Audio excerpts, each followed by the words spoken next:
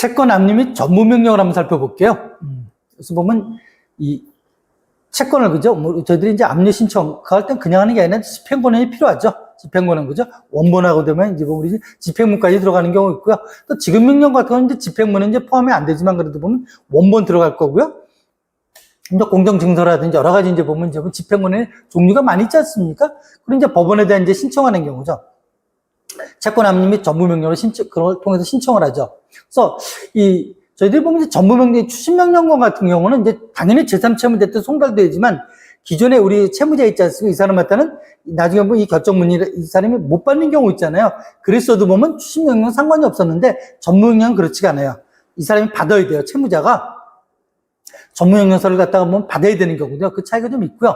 그래서 보면 저희들이 보면 채권 압류 및 전무명령 신청을 하지 않습니까? 그러면 채권자, 여러분이 채권자고요. 채무자, 제3채무자한테 이제 동시에 송달되는데 이것도 추심명령과 마찬가지로 2주 정도면 될 거예요. 그러면 그 결과가 결국 이제 보면 법원으로, 그죠? 송달됐다는 게 채무자한테, 제3채무자한테 송달됐다는 게 법원으로 이제, 그죠? 기록이 넘어갈 거고요. 우체부 받았다는 게, 그럼 그걸 통해서 보면, 그 다음에 보면 채무자한테 이제 송달하는 경우죠. 그래서 채무자는 뭐라고요? 추심명령과 마찬가지로 동시에 받지 않고 나중에 받는다.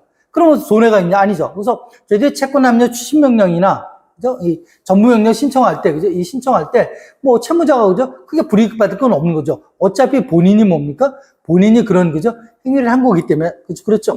그래서 보면은, 갔는데 보니까 채무자가 받지 못했다. 그래도 받지 못하면 안 되고요. 받아야지만 이제 보면 전무명령 효력이 생기는 경우죠. 그래서 보면 그걸 받았다 그러면 이 제3채무자는 어떻습니까? 그 사람이 받은 다음에 보면 뒤에 보면 채권 가압류라든지 추심명령, 전무명령 또 다른 채권자들이 막 들어올 수 있지 않습니까?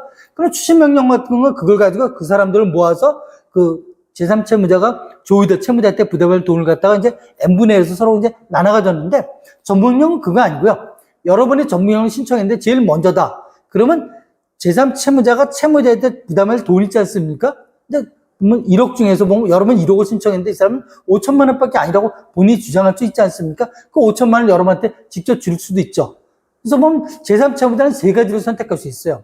하나는 뭔가 이게 추심도 마찬가지고요. 하나는 직접 여러분한테 돈을 주는 경우 있고요. 두 번째는 보면 그 돈을 법원한테 공탁하는 경우 있고요. 그러면 공탁했으면 보면 전무명령이 여러분이 우선이니까 먼저 받아가는 경우겠죠. 세 번째 방법은 뭔가 아니 주지도 않고 공탁도 안 하고 제3채무자가 그냥 있어버리는 경우죠.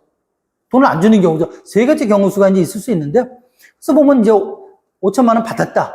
좋지 않습니까? 받았어요. 근데 문제는 보면 여러분은 어떻게 생각할까요? 이게 5천이 다가 아니라는 정도. 더 있다고 생각하면 제3채무자가 채무자한테 줄 돈이 더 있다고 생각하면 그죠? 더 있는 거죠. 그죠? 이거는 뭐 있는 점인지 몰라겠지만 여러분의 생각이죠. 그죠? 채권자. 이럴 때는 뭡니까? 이제 전부금 청구 소송을 통해서 보면, 그죠? 여러분이 원고, 제3채무자 피고죠. 둘이 이제 재판에 나가서 뭐 어때요? 치열한 공격과 방어를 하는 거죠. 근데 나중에 봤더니 보니까, 채무자 말이 맞았어요. 그죠? 실제로 5천만 원밖에 없어. 그럼 여러분이 패소가 되는 거죠. 원고 패소. 그래서 납득할 때는 뭔 거예요? 이 추심명령이나 전부명령 그런 것 같아요. 이 납득한 시점이 뭔가 여러분이 재판 쳤을 때. 그때 납득이 되는 거예요. 그전에는 납득되지 않죠. 그죠? 납득되지 않죠. 물론 재판 쳤을 보면 납득이 안 될 수도 있는데, 그러면 안 되는 거예요. 재판이 그걸 납득한다고 보는 경우죠. 납득한다고 이제 보는 경우죠. 그래서 이제 5천만 원 받고, 근데 문제는 추심원금은 어떻게 해요? 5천만 원 못 받은 걸 기존 채무자가 부담했는데 전부는 그렇지 않아요. 기존 채무자가 뭡니까? 탈퇴가 되고, 제3채무자만 남는 거죠. 5천만 원, 그죠? 못 받는 거는 날아갔던 그 소리 하는 거죠. 그 소리 하는 경우고요. 그 다음에, 이제 그런 경우 있죠. 공탁한 경우도 마찬가지일 거고요. 근데 보니까 이 사람이 보니까 여러분이 5천만 원을 받았던, 공탁금을 5천을 받았던, 아니면 그죠? 줄 거 없다고 그냥 버티든, 결국엔 여러분이 보면 이제 전부금 청구 소송까지 가지 않습니까? 가죠. 그죠? 가서 이제 끝을 봐야 되는 거죠. 근데 전부금 청구 소송이 보면 이제 문제가 뭔가 이럴 수 있어요. 실제로 제3채무자가 채무자한테 줄 돈이 있어요. 법적으로는 의무를 부담하는데, 제3채무자가 보면 자력을 상실했다고 그래요. 그죠?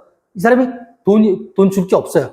그랬어도 뭡니까? 그랬어도 끝나는 경우야. 기존 채무자, 제3채무자만 여러분하고 상대방이고, 기존 채무자는 탈퇴가 되는 거죠. 이럴 때는 어떤 문제 생기죠? 문제가 굉장히 크죠. 그죠? 기존의 채무자가 없어졌는데, 되겠습니까? 또 회수했어도 뭐예요? 5천 받고 5천 못 받으면 안 되지 않습니까? 그럴 경우 같은 경우, 여러분 보고서에 뭐라고 써야 돼요? 채권 압류 전부명령 통해서 뭐 1억 신청했는데 5천만 원 받았습니다. 향후 회수 대책, 참고상 전부명령은 기존의 채무자는 탈퇴되고 이걸로 끝난 겁니다. 그럼 그런 보고서 올라가면 뭐라 그러죠? 그죠? 문제 심각해질 수도 있죠. 그래서 보면 전부명령 신청할 때는 보면 있잖아요. 이때는 보면 여러분이 뭔가 확실한 거.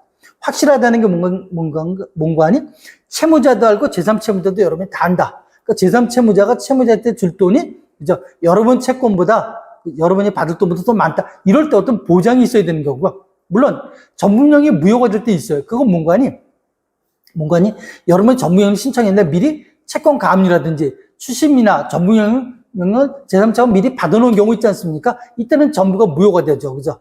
대신에 뭡니까? 채권 압류는 뭡니까? 돼 있는 상태죠. 그럼 어떻게 하셔야 되는 경우죠? 만약에 추심명령이 들어와 있다.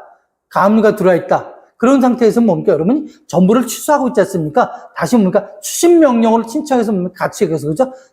이걸 내가 다 받으려고 그러는데 이건 안 되겠다. 한마디로, 그죠? 여기 있는 사람이라도 뭡니까?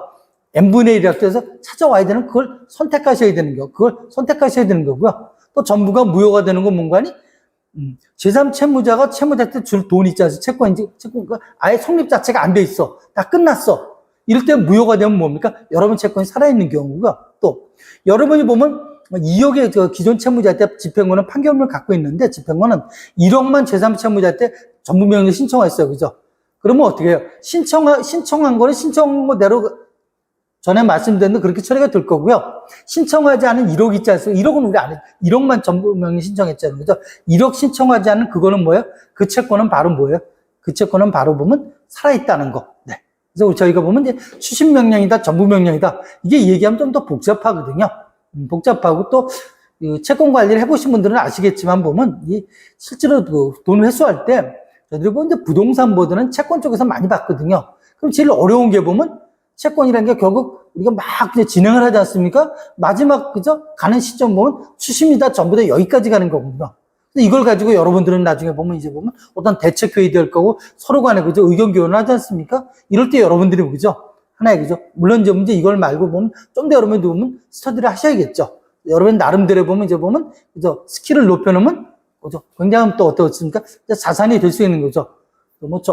전부명령을 신청했는데 받지 못하는 돈은 기존 채무자가 부담하는 겁니다. 뭐 이런 얘기 막 돌아가고 그러면 이제 같이 섞어서 들어가면 이제 보면 그죠? 이제 안 된다는 거죠. 그런 몇 가지 점이 있지 않습니까? 그런 건 여러분들이 보면 개념을 명확히 할 필요가 있다는 거.